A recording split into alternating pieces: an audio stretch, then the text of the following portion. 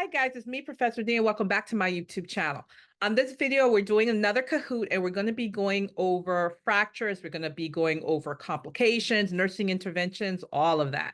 Now, before we get started, I would like to remind you, I'm on vacation, okay? I'm doing this out of the goodness of my heart, but I am on vacation. I'm seeing all the emails and the DMs and all the messages until September. Everything that I do is just a bonus. I'm not even supposed to be here. All right. But anyway, in the meanwhile, until September, if you are in the nursing program, you're struggling, or you've already graduated, you just need some extra help, go to my website, nexusnursinginstitute.com. I've got lots of resources there available for you. Check out my YouTube channel. I have lots of videos that will help you in studying and learning how to answer these test questions. I have lots of things available for you until I return in September. I feel like don't forget, you can also check me out on my other social media platforms: TikTok, Instagram, Facebook, YouTube. You won't see too many new material or content because, like I said, June, July, August, I don't even exist. However, I still have lots of content on there for you. And every once in a while, I'll feel guilty and I'll, do a quick video or a quick Kahoot like I'm doing right now. So be sure to check me out across my social media platforms. My handle is the same everywhere, Nexus Nursing. All right, now that I got that out of the way, let's get started. Fractures.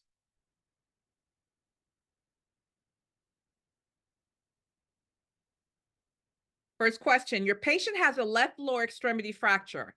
When he moves the extremity, you hear a grating sound. What would be your conclusion to this? Is it that bone fragments are present at the fracture site? Is it that air is trapped beneath the skin of the fracture? Is it that blood is collecting at the site of the fracture? Or is it that an open fracture is evolving? What do you think is happening here? The patient with the fracture, when they move the extremity, you hear a grating sound. What would be your conclusion?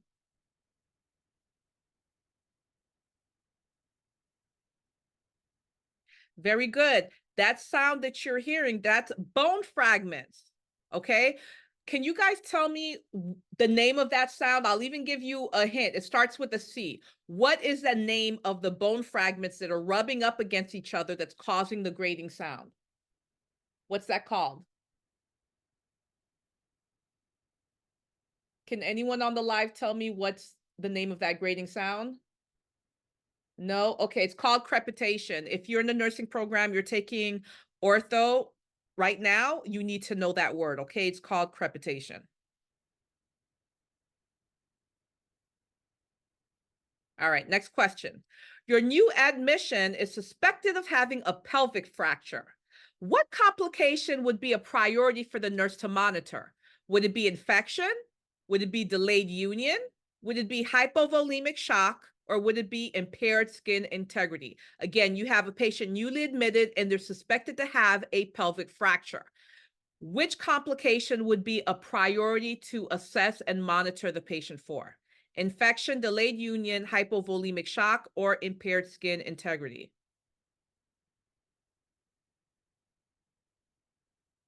Very good. Hypovolemic shock. Think about all the organs that are located in that area. We'd be concerned about the patient having some type of internal organ damage, right?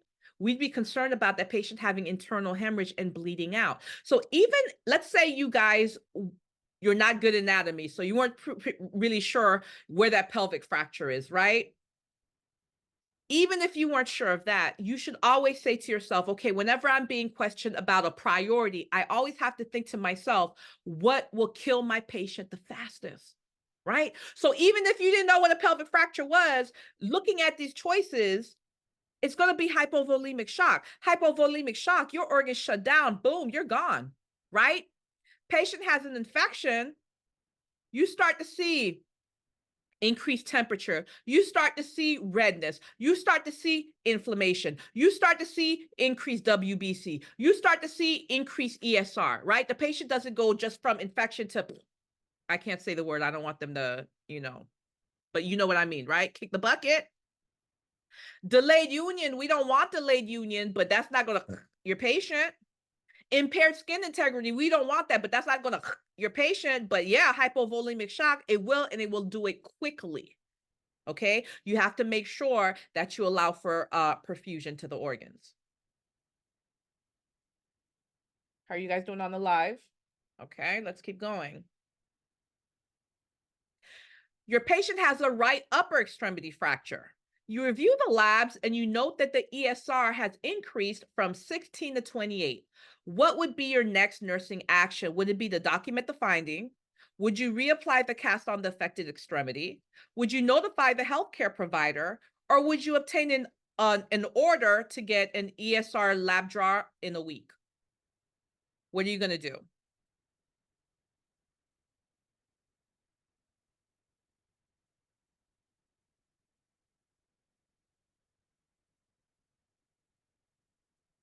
Very good.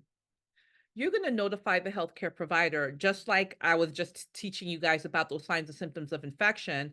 ESR, if that ESR is elevated, the ESR lets you know that there's inflammation happening somewhere in the body, right? When there's inflammation, that inflammation is usually due to what? Infection. So the patient had an ESR 16 and now it's elevated.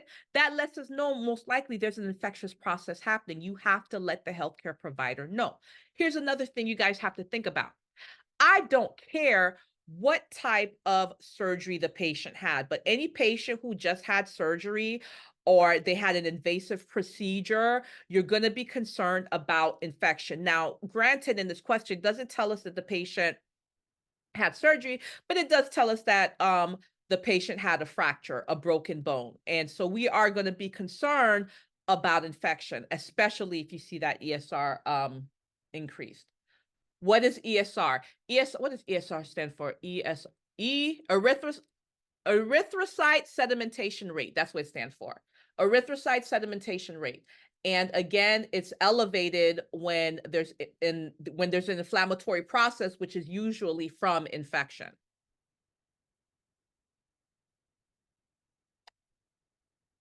Your patient has an elbow fracture.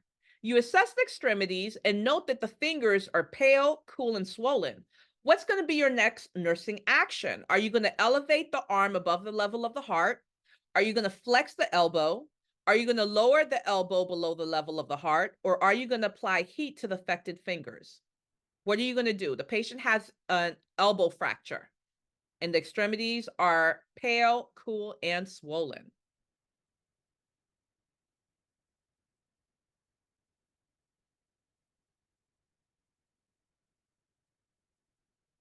All right, let's talk about this. The correct answer, you're going to elevate the arm above the level of the heart. But on the live, a lot of you guys chose lower the elbow below the level of the heart. So think about what's happening here, guys.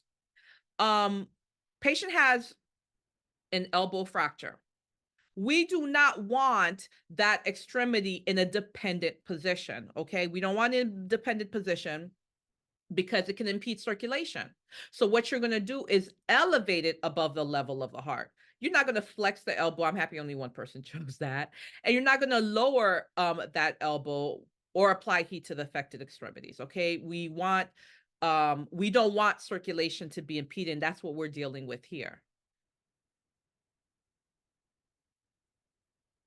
All right. Your patient's wrist cast was applied 3 days ago, but now it's sliding off. What are you going to say to the patient? Are you going to tell them to keep their arm above the level of the heart? Are you going to tell them that as the muscles atrophy, it's expected for the cast to loosen?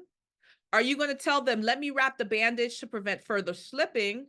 Or are you going to tell them that their cast needs to be reapplied now that the swelling has decreased? What's going to be your answer to this?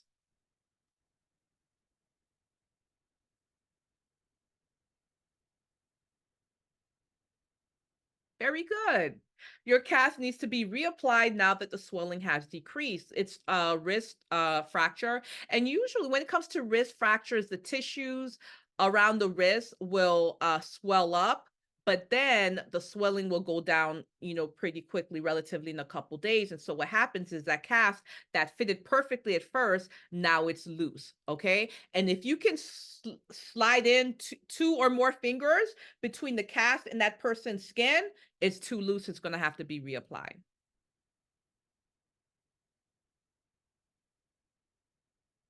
All right, your patient has a body cast applied. Which complication would you prioritize to monitor? So they have a body cast. What are we going to prioritize to watch out for? Is it going to be infection?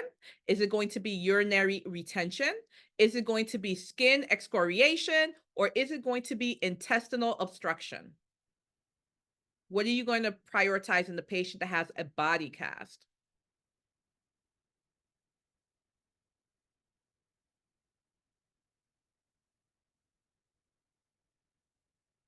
You guys are killing me on the live. Wow. Wow. Wow. Okay. I'm happy I put this question in. Let's talk about this. The correct answer is intestinal obstruction. That's what we're going to be concerned about. We're going to be concerned about cast syndrome. What happens in cast syndrome when the patient has a body cast, there's pressure being applied on the duodenum, and that can cause the obstruction. Why is obstruction a problem? All right, if there's obstruction, nothing's moving, it's piling up, piling up, piling up. What else can happen? Perforation, which is a medical emergency. You now have fecal matter in what is supposed to be a sterile environment. That's a problem. Guys, whenever you get a question asking about what you're going to prioritize, I keep saying this. You have to think about what is going to kill your patient the fastest. A lot of you guys, and you guys did this on the live as well, a lot of you guys typed in yellow, which is skin excoriation. How in the world is skin excoriation going to kill you faster than intestinal obstruction? How, Sway? Make it make sense.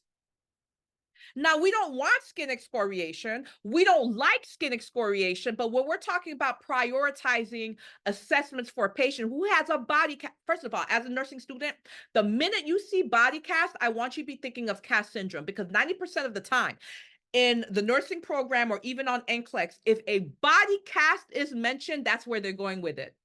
They want to see, they want to know if you understand that patient who has a body cast may have pressure being placed on the duodenum, which can cause cast syndrome. That's a medical emergency. Okay, that can lead to intestinal obstruction. So the minute you see body cast, I want you to go there. All right. So anyway, for those of you guys who chose skin excoriation, we don't like it, but it's not going to kill you like intestinal obstruction will. Got it? No, you're not dumb. Listen, you guys are learning. Let me tell you guys something. I'm so sorry. I'm so sorry. If you're new, if you are new to my page or my channel, I know it sounds like I'm yelling at you, but it's all with love. I'm like the big sister or the auntie telling you to get it together because I want you to do well on your exam. But you guys, you're smart. Trust me. Lots of people couldn't even get through this stuff.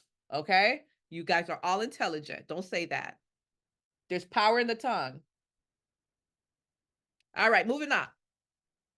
Which would be an abnormal finding on the leg of which a cast has just been removed? So a patient had a cast on their leg and we just removed the cast.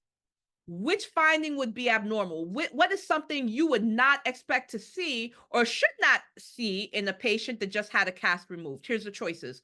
Restricted motion in the affected leg being smaller than unaffected leg, bony prominences are excoriated in the affected leg, or skin of affected leg is wrinkled and pale. Very good.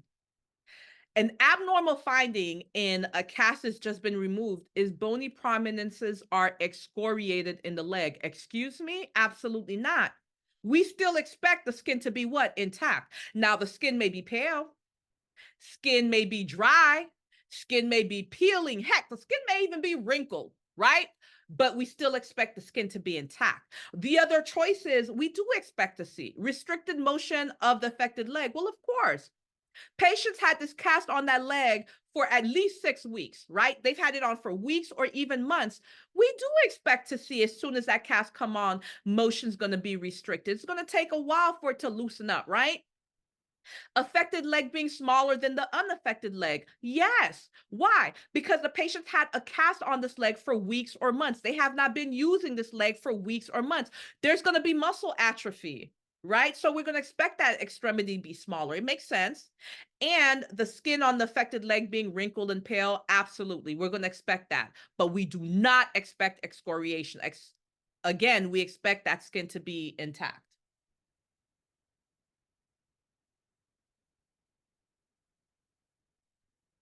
All right. What is the purpose of skeletal traction? Is it to assist in realigning the bone? Is it to prevent lower back pain? Is it to decrease muscle spasms? Or is it to prevent skin injury as a result of the fracture? What is the purpose of skeletal traction?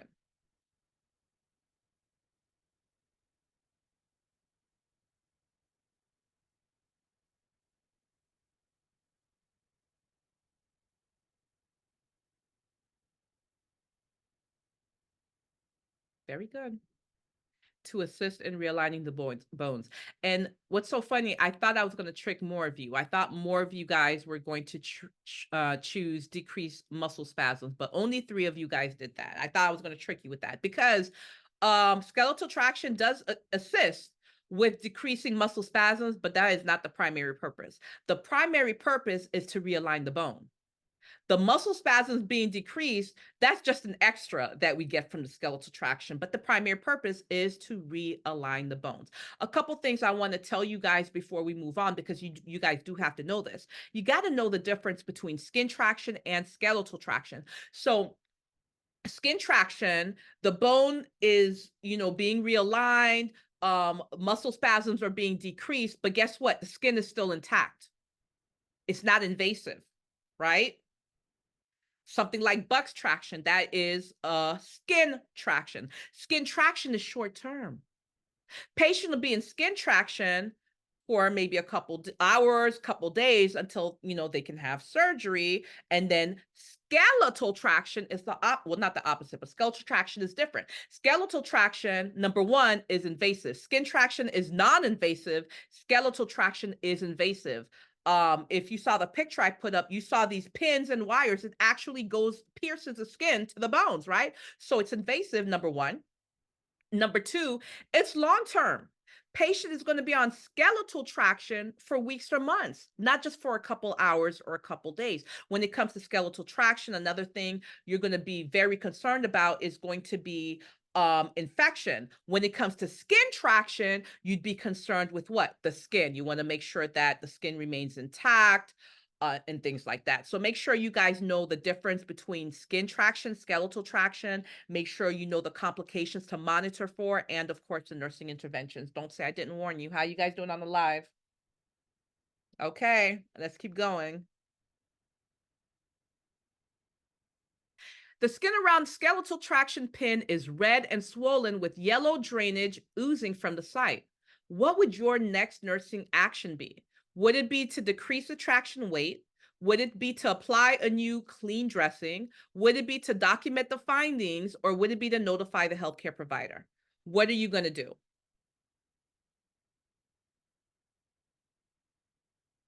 And guys, while you're thinking about it, please say a prayer for Jamaica. I was just there like 2-3 weeks ago. I hope that hurricane doesn't hit them too bad.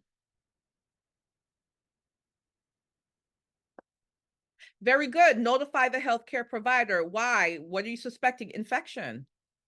You're suspecting infection. And the reason we're going to notify the healthcare provider right away is because we don't want that infection to get to the bones, right? If those pins are infected, it could cause bone infection known as what? Oh my gosh, what's that word? It starts with the M. No, it starts with the O. Osteo is bone. Okay. Infection of the bone. Osteomyelitis, right? You don't want the patient to get osteomyelitis, and that could progress to even sepsis. So you're going to let the healthcare provider know immediately. Now, let's talk about the wrong answer choices. The first one, decrease in traction weight. How? Do you understand that that traction weight, that is a prescription? You cannot do anything with that weight. That weight has to hang freely. It can't be on the ground because it's on the ground. First of all, that's hygienic. Ew. And then second of all, there's no traction going on if it's resting on something. It needs to be hanging freely. So you can't do that. The next choice, apply a new dressing. What new dressing? And then next, document the finding. Let me tell you something. The only time you document the finding is when nothing's wrong.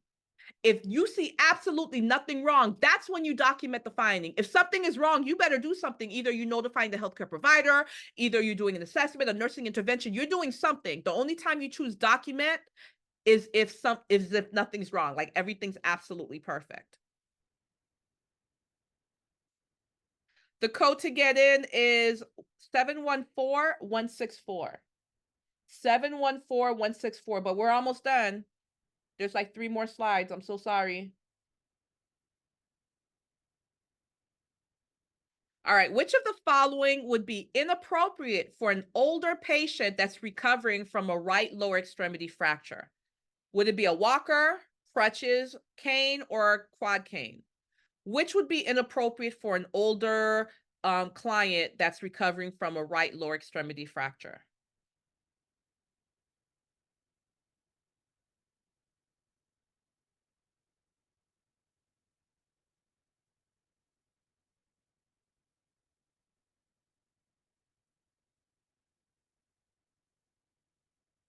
Very good. Crutches. Think about it. Think about an 82-year-old patient on crutches. Do they have the upper extremity strength to be on those crutches? Do they have the balance to be on those crutches? Do they have the coordination to be on those crutches? They're going to fall. It's going to be your fault, right? All right. Your patient had a below the knee amputation. Which assessment finding shows adequate tissue perfusion? Is it the skin flap being pink and warm to touch? Skin flap being red and cool to touch? Skin flap being dark and hot? Or skin flap being dark and cold? Your patient had a below the knee amputation. Which assessment finding shows adequate tissue perfusion?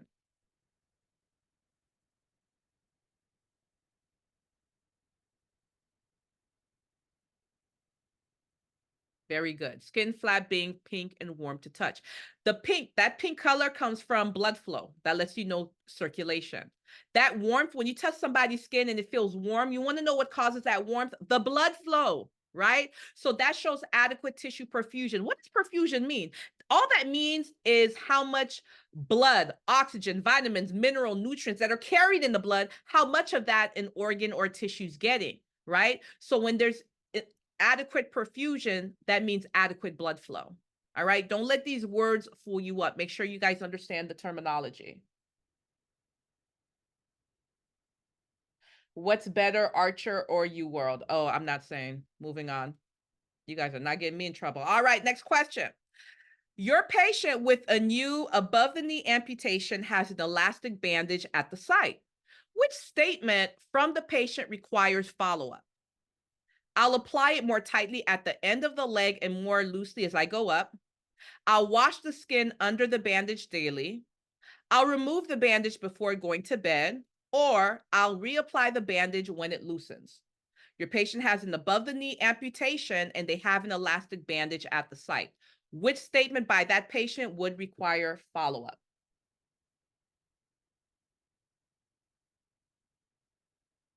Wow. 16 of you chose, I'll apply it more tightly at the end of the leg and more loosely as I go up. No, that's good. Whenever you have a question asking you which requires further follow-up, which requires clarification, what they're really asking you is which is a wrong answer choice.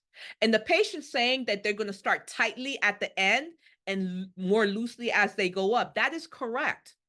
Why? We want to shape that extremity for the prosthesis. So that actually is correct. There's nothing wrong with that. And it helps to decrease the swelling. Look at the next choice. I'll wash the skin under the bandage daily.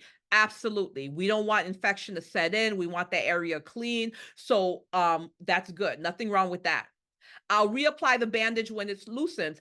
There's nothing wrong with that either, because remember, you need it tight, especially towards the bottom, because we want to decrease swelling and we want to shape that portion for the prosthesis. What requires further follow-up or further teaching or clarification, the wrong answer basically, is the one that says, I'll remove the bandage before going to bed. No, you won't.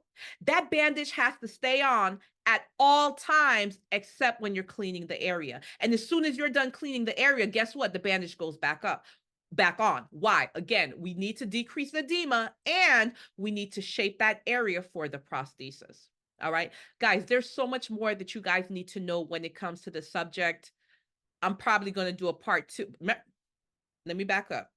Yes, I'm probably going to do a part 2, but remember, guys, I'm on vacation. I have to keep saying that to you because you guys keep trying to bully me.